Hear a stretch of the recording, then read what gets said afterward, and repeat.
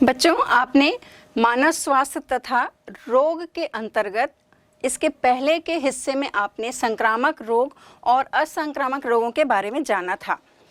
तो जैसे कि आपने जाना कि संक्रामक रोग जो है बहुत सारे ऐसे वायरस और बैक्टीरिया के ज़रिए जो होता है, तो ये बहुत ही घातक और ख़तरनाक होता है। इसके कारण जो है शरीर जो है बहुत ज़्यादा प्रभावित होता है। आपने देखा था कि जैसे पोलियो है जिसके कारण तंत्रिका तंत्र प्रभावित होता है, ऐसे ट्यूबरकुलोसिस है, स्मॉल पॉक्स है, डिप्थीरिया है, टिटेनस है, हुपिंग कफ है। इस तरह की ये जो संक्रामक बीमारियां थी ये बहुत ज़्यादा खतरनाक होती हैं। तो जब से ये बीमारियां यानी कहना चाहिए बैक्टीरिया या पैथोजेंस के ज़रिए होती थी, तब से ही वैज्ञानिकों ने इसके लिए जो है दवाइयाँ बनाना शुरू किया था। अब उन्होंने औषधि तो बनाई, लेकिन वो उस समय तक के लिए ही कहना चाहिए कि उसका वो उपचार कर पाती थी, लेकिन हमेशा के लिए कह लो कि उससे निजात पाना हो या छुटकारा पाना हो तो ये उन औषधियों के ज़रिए नहीं हो पाता था।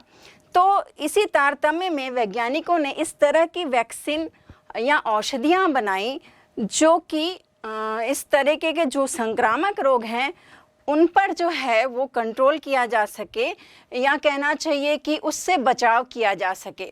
तो ये जो वैक्सीन है या टीका जो है, इस शब्द को आप अभी वर्तमान संदर्भ में भी बहुत सुन रहे होंगे, क्योंकि कोरोना वायरस के संदर्भ में जो है वैक्सीन तैयार हो रही हैं। और आपने सुना होगा कि ब्रिटेन है, अमेरिका है या और कई देशों में इसके टीके लगने जो हैं वो चालू हो गए हैं।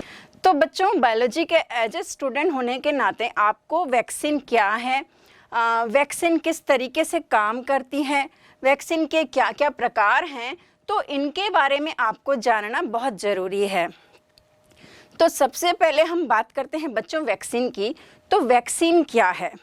तो वैक्सीन जो है दरअसल जो पैथोजेंस हैं यानी जो रोग कारक हैं उनको किसी क्षीण या कहना चाहिए निष्क्रिय अवस्था में जो है वो शरीर में प्रविष्ट कराया जाता है, और इनके ज़रिए जो है जो ये पैथोजेंस जो हैं जो क्षीण या इनएक्टिव स्टेज में शरीर में जाते हैं, अब इनके विरुद्ध जो है हमारा बॉडी का जो इम्यून सिस्टम है वो जो है एंटीबॉडीज़ बनाने लग जाता है, यानी प्रतिरोधकता क्षमता का विकास करने लग जाता है। तो इस तरीके से ये जो वैक्सीन के ज़रिए जो है बॉडी में जो है वो इम्यून सिस्टम जो है कहना चाहिए डेवलप किया जाता है। तो ये वैक्सीन है, और इसी से संदर्भ में आपने वैक्सीनेशन इस टर्मिनोलॉजी को भी सुना होगा, तो इसके बारे में भी जानते हैं कि वैक्सीनेशन क्या है। दरअसल वैक्सीन को दिए जाने का जो प्रॉपर तरीका है वो वैक्सीनेशन है। तो ऐसे ही जैसे कुछ बीमारियां हैं, पोलियो है, स्मॉल पॉक्स है, डिप्थीरिया है, बीसीजी है, हुपिंग कफ है, तो इनके अगेंस्ट जो है ये जो रोग हैं इनके अगेंस्ट में जो है आप जानते होंगे छोटे बच्चा जब पैदा होता है तब से ये इनको जो है वैक्सीन दी जाती हैं। तो दरअसल ये वैक्सीन जो है वो 2 या 3 डोज में दी जाती हैं। तो पहला डोज जो रहता है वो एक्चुअली इम्यून सिस्टम डेवलप करने के लिए दिया जाता है, और सेकेंड और जो थर्ड है वो बूस्टर डोज कहलाता है। ऐसे ही एक एग्जाम्पल की बात करते हैं, जैसे डीपीटी का टीका है, इसके 3 डोज लगते हैं। तो जो सेकेंड और थर्ड है वो बूस्टर डोज है। बच्चों, अब इसके मैकेनिज़्म की बात करते हैं। जैसे हमने बात की थी कि ये वैक्सीन जो है किसी पैथोजन माने जो रोग पैदा करने वाले हैं उनके जो पैथोजेंस हैं कहना चाहिए कि वो क्षीण रहते हैं, कम प्रभावी रहते हैं, तो उनको निष्क्रिय अवस्था में जो है वो शरीर में प्रविष्ट कराया जाता है, और उनके अगेंस्ट जो है हमारा इम्यून सिस्टम जो है वो प्रोटीन का निर्माण करता है। इस प्रोटीन को ही एंटीबॉडीज़ कहते हैं। तो अब ये एंटीबॉडीज़ जो है हमारी बॉडी में डेवलप हो जाते हैं। अब आगे कभी जो है इन्हीं पैथोजन की कोई और अन्य प्रजाति यदि जो इफ़ेक्टिव मोड में है वो यदि अटैक करती है, तो चूँकि बॉडी में एंटीबॉडीज़ बन जाते हैं, तो वो जैसे ही एंटीजन यानी प्रविष्ट करते हैं तो ये एंटीबॉडीज़ जो हैं उनको ख़त्म कर देती हैं। तो इस तरीके से ये जो है वैक्सीन दी जाती हैं और वैक्सीनेशन का जो प्रोसेस है वो किया जाता है। बच्चों, अब आपने वैक्सीन के बारे में जाना, तो अब वैक्सीन का जो आइडियल कैरेक्टर है वो क्या होना चाहिए उसको भी जानना ज़रूरी है। जैसे आप अभी सुन भी रहे होंगे कि जो कोरोना वायरस की जो वैक्सीन बन रही है उसका ट्रायल किया जा रहा है। तो चूँकि ट्रायल बहुत ज़रूरी होता है और किस तरीके से ये शरीर में मतलब प्रविष्ट करने के बाद इसका क्या साइड इफ़ेक्ट होगा, किस तरीके से ये काम करेगी, कितनी कारगर होगी, ये जानना ज़रूरी रहता है। तो इसलिए कोई भी वैक्सीन जो तैयार की जाती है उसको ट्रायल फेज़ में ले जाया जाता है और first phase, second phase, third phase, जब पूरा ट्रायल हो जाता है एंड लास्ट में जब देखा जाता है, यानी कि रिज़ल्ट देखा जाता है कि वो वैक्सीन जो है कितनी प्रभावी है, उसके बाद ही जो है मॉस एरिया में यानी बहुत ज़्यादा लोगों को जो है फिर उसको दिया जाता है। तो आइए जानते हैं कि उसके कैरेक्टर्स क्या क्या होने चाहिए। तो जैसे कि पहली बात जो है उसका कोई साइड इफ़ेक्ट नहीं होना चाहिए, ये बहुत ज़रूरी है। और दूसरी बात, वो वैक्सीन जो है क्या होनी चाहिए, सस्ती होनी चाहिए ताकि समाज के हर वर्ग के लिए मतलब वो उसकी पहुंच हो सके, यानी वहाँ हर वर्ग के लोगों तक जो है वो इसका उपयोग कर सकें। और तीसरी बात देखें तो इसका इम्यून सिस्टम पर जो है बहुत ज़्यादा बुरा प्रभाव नहीं पड़ना चाहिए। फिर देखा जाए कि ये जो है इसकी अल्प मात्रा ही जो है वो काफ़ी होनी चाहिए ताकि वो जो है अल्प मात्रा ही जो है वो बॉडी को जो है कहना चाहिए इफ़ेक्टिव बना दे। और फिर जो है ये जो भी वैक्सीन दी जा रही है वो बहुत ज़्यादा प्रतिरक्षा प्रदान करने वाली हो, यानी कहना चाहिए लंबी अवधि तक जो है इसका काम होना चाहिए और देखा जाना चाहिए तो 100% वो कारगर हो, इफ़ेक्टिव हो। इस तरीके से ये जो वैक्सीन है उसके ये आइडियल कैरेक्टर्स हैं। अब ये जो वैक्सीन है इसके भी प्रकार हैं। आप सोच रहे होंगे इसके क्या प्रकार हो सकते हैं, तो इसको भी जानना ज़रूरी है। तो जैसे कि ये 3 प्रकार की होती है। ट्रेडिशनल वैक्सीन है, प्योरीफाइड एंटीजन वैक्सीन है और एक और है रिकॉम्बिनेंट डीएनए वैक्सीन। तो पहला जो प्रकार है ट्रेडिशनल, जैसे आप नाम से समझ रहे हैं परंपरागत वैक्सीन।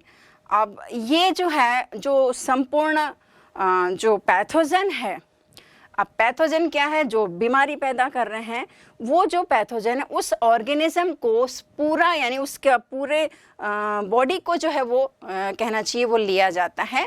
तो ये भी जो है यानी ये ट्रेडिशनल वैक्सीन जो है ये भी 2 प्रकार की होती है। एक है लाइव वैक्सीन है और दूसरी है इनएक्टिवेटेड वैक्सीन। अब लाइव में क्या किया जाता है कि जो पैथोजेंस हैं उसको निष्क्रिय अवस्था में कहना चाहिए, यहाँ कहना चाहिए कि क्षीण अवस्था में या कमज़ोर अवस्था में जो है वो उसको शरीर में प्रविष्ट कराया जाता है। और जब ये प्रविष्ट कराया जाता है तो इसके अगेंस्ट में जो है एंटीबॉडीज़ पैदा होती हैं। ये काफ़ी इफ़ेक्टिव होती है और पूरे जीवन पर्यंत जो है अगर ये इनका टीका लग जाता है तो वो फिर उन रोगों से जीवन पर्यंत जो है वो सुरक्षा हो सकती है। अब ये प्रकार कौन कौन से हैं, तो ये जो है रेबीज़ है, एमएमआर है, पोलियो है, बीसीजी है, डिप्थीरिया है। इस तरीके के जो टीके लगते हैं वो लाइव वैक्सीन के अंतर्गत आते हैं। अब इसका जो दूसरा प्रकार है वो इनएक्टिवेटेड है। ये जो है कम इफ़ेक्टिव होती है क्योंकि इसको जो है इनएक्टिव करके या कहना चाहिए वो पैथोजेंस को नष्ट करके जो है वो तैयार किया जाता है और फिर बॉडी में जो है उसको प्रवेश कराया जाता है। तो ये जो वैक्सीन्स होती है वो कम समय के लिए कारगर होती हैं और इस तरह के जो टीके तैयार किए जाते हैं वो टाइफाइड और कॉलरा के टीके होते हैं। आप जैसे देखिए जो लाइव वैक्सीन है उसमें जो है वायरल डिसीज़ जो होती हैं उसके अगेंस्ट में जो है वो टीके तैयार किए जाते हैं, लेकिन जो इनएक्टिवेटेड वैक्सीन्स हैं उसके जो हैं वो बैक्टीरियल डिसीज़ जो है उसके अगेंस्ट जो है वो टीके तैयार किए जाते हैं। तो ये हो गया पहला प्रकार। अब दूसरा जो प्रकार है वो प्योरीफाइड एंटीजन है। इसको कैसे तैयार करते हैं, तो इसमें भी जो पैथोजेंस हैं उनके जो एंटीजेंस हैं उनको जो है कहना चाहिए उनकी बॉडी से निष्कर्षित करके एक्सट्रैक्ट करके उसको निकाला जाता है और उस एंटीजन को वो तैयार किया जाता है वैक्सीन के रूप में और फिर जो है उसको वो दिया जाता है। तो ये होते हैं प्योरीफाइड एंटीजन टीके। नेक्स्ट जो है वो रिकॉम्बिनेंट डीएनए वैक्सीन है। अब ये नाम से ही आप जैसे समझ रहे हो कि रिकॉम्बिनेंट डीएनए यानी कि जेनेटिक इंजीनियरिंग के ज़रिए जो है ये डीएनए तैयार किए जाते हैं। ये जेनेटिक इंजीनियरिंग जो है आप अभी आपका जो सिलेबस है वो नेक्स्ट चैप्टर जो है वो इसी से संबंधित है, उसमें आप पूरा डिटेल में ही पढ़ेंगे। लेकिन अभी हम उसको थोड़े रूप में जान लेते हैं कि रिकॉम्बिनेंट डीएनए जो है वो कैसे तैयार किया जाता है। तो इसमें भी जो क्या है वो वायरस में जो एक तरीके का जो प्रोटीन होता है वो प्रोटीन जो कुछ होते हैं वो उसमें रक्षात्मक क्षमता पैदा करने की जो है वो कैपेसिटी होती है।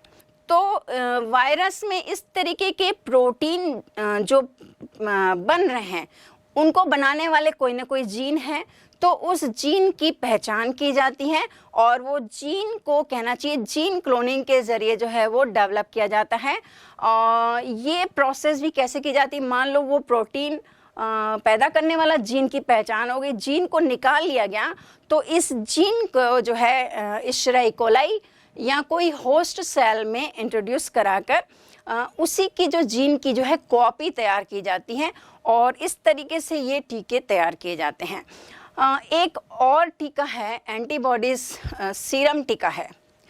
अब इसमें क्या करते हैं, मान लो कोई जीव या कोई व्यक्ति, ऐसा नहीं है कि मनुष्य ही इन बैक्टीरिया वायरस से प्रभावित होते हैं, बहुत सारे जानवरों में भी जो है ये बैक्टीरिया वायरसेस जो हैं वो रोग पैदा करते हैं। तो यदि कोई जीव या मनुष्य जो है किसी रोग से किसी पैथोजन से जो वो इन्फेक्टेड हो जाता है तो उसका सीरम निकालकर उसको यानी सीरम को जो है एज अ वैक्सीन के रूप में उपयोग किया जाता है।